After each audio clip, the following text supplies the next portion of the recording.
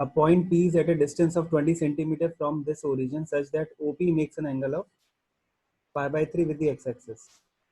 If the electric field at P makes an angle theta with the x-axis, the value of theta would be. ये अभी हमने जो यहाँ पे किया है वो ही क्वेश्चन है, ये nothing different. Is it clear? आपको ये एंगल पाई बाई 3 दे रखा है,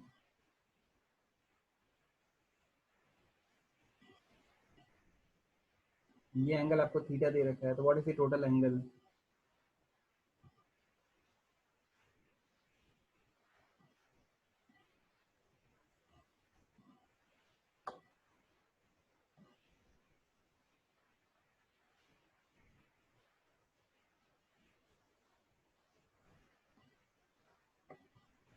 Now next doubt is question number 22. तो इसमें कौन सा फॉर्मूला लगेगा? If the distances are comparable, that is the dipole length and the distance from the center of the dipole, they are comparable, तो कैसे होगा?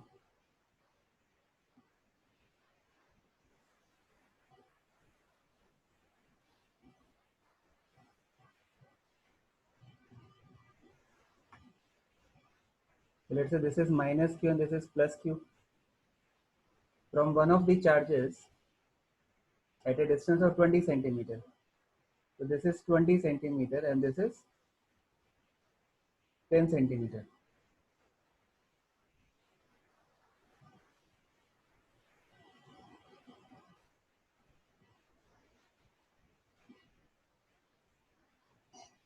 तो डाइपोल के सेंटर से डिस्टेंस कितना हो जाएगा? ये 25. तो r की वैल्यू कितनी है? 25 है. 2l की वैल्यू कितनी है? 10 सेंटीमीटर है, तो l कितना हो गया? 5 सेंटीमीटर हो गया. The potential at a point due to an electric dipole will be maximum and minimum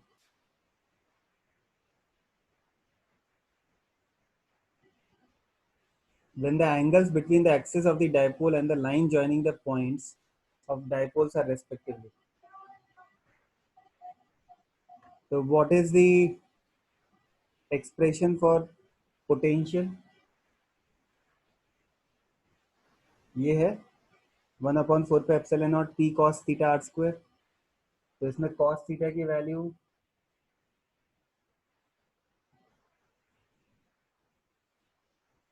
-1 से लेके +1 तक वेरी करेगी. Is that clear? तो मैक्सिमम कब आएगा? जब cos थीटा 1 होगा. मिनिमम कब आएगा? जब cos थीटा -1 होगा. तो cos थीटा की +1 वैल्यू कब आती है? जब 0 होता है. और ये वैल्यू कब आती है? जब ये 180 डिग्री होता है. तो यहाँ पे आपको मिनिमा मिलेगा.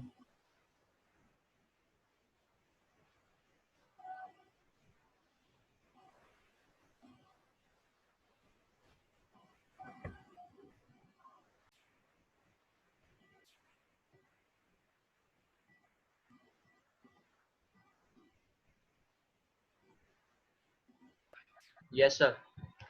नेक्स्ट क्वेश्चन इज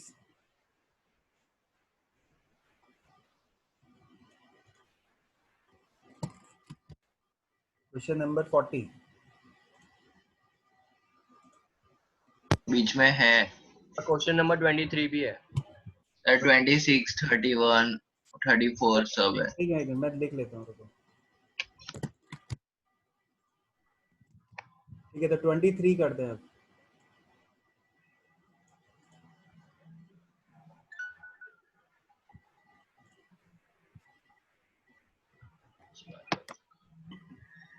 और 23 तो हो गया है.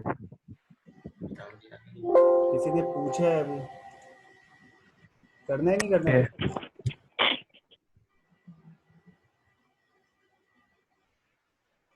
Two spheres A and B of radius 4 centimeter and 6 centimeter are given. Charges of 80 microcoulomb and 40 microcoulomb.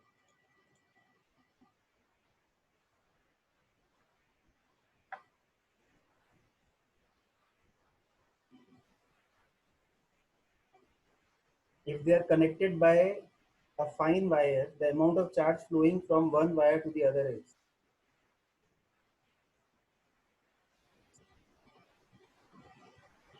Yes, मुझे भी याद आ रहा है, हमने किया हुआ है ये हाँ flow सर, वो दिन पता नहीं चला था इसलिए। और लेट्स से ये 6 सेंटीमीटर है, ठीक है। तो इसका रेडियस a है, इसका रेडियस b है। इस पे इनिशियली चार्ज लेटर से q1 है और इस पे चार्ज q2 है। अब तुमने जैसे इसको वायर को कनेक्ट कर दिया, वायर से कनेक्ट कर दिया, what will happen is charge will flow from this wire to the other pair. Let's say the charge that flows is q. Why is this flowing?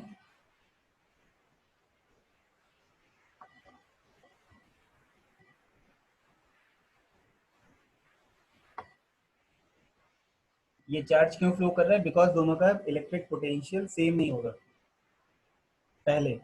The moment you connect it with the help of this wire, conducting wire, the charge flows so as to make the potential equal, right? Now what is the potential? K q1 minus q upon a, that will be equal to k q2 plus q by b.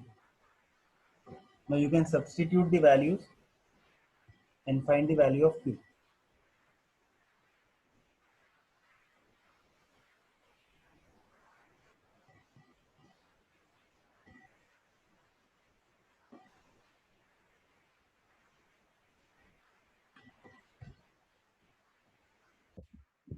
Distance से कोई relation नहीं होता? Sir same तो distance are place at some distance apart, same तो distance है sir. अच्छा, same distance है। तो लेट अस से ये q चार्ज है और ये -3q चार्ज है,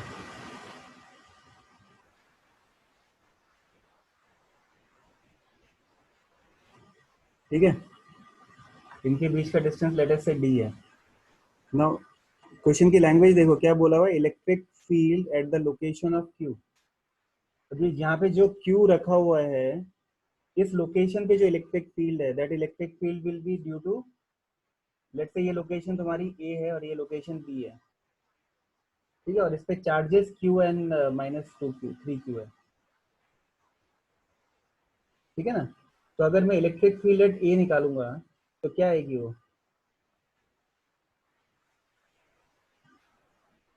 के Q by 0 -3kq by d।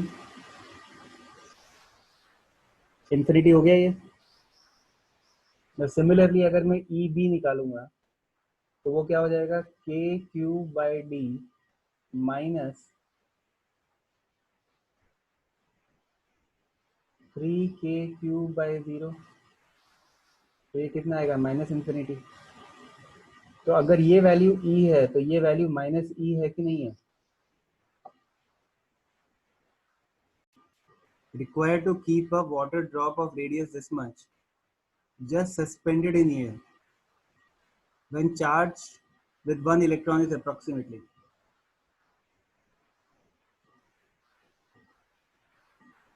तो लेट्स से वाटर ड्रॉपलेट है, इस पे चार्ज कितना है? माइनस ई है, 1.6 इंटू 10⁻⁻19 कूलम, ठीक है ना। ये इसका चार्ज होगा। अब इसके वेट को किसे बैलेंस करना है? इलेक्ट्रिक फील्ड के फोर्स को बैलेंस करना है। तो your electric field will be given by mg/q।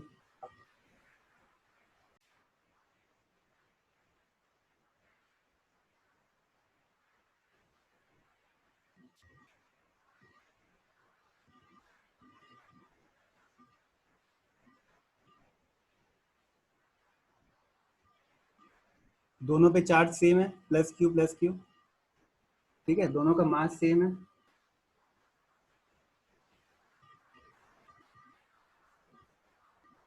ठीक है। Charges q and +4q, sorry, and mass are equal, masses are equal, and both of them go through a potential difference which is same.